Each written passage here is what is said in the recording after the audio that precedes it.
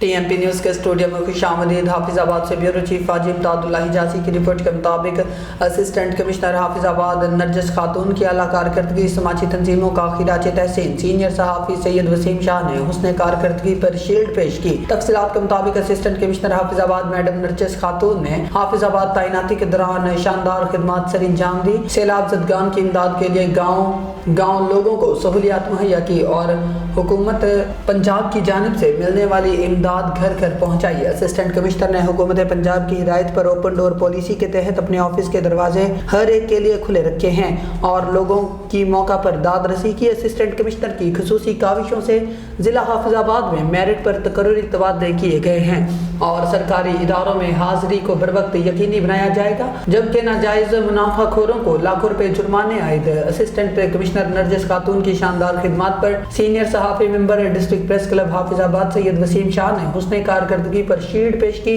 दीगर समाजी तंजीमों ने भी आला कारकर्दगी पर खिराज तहसीन पेश किया। फिल वक्त इतना ही। मज़ीद न्यूज़ के लिए देखते रहें TMP न्यूज़। अल्लाह हाफिज़।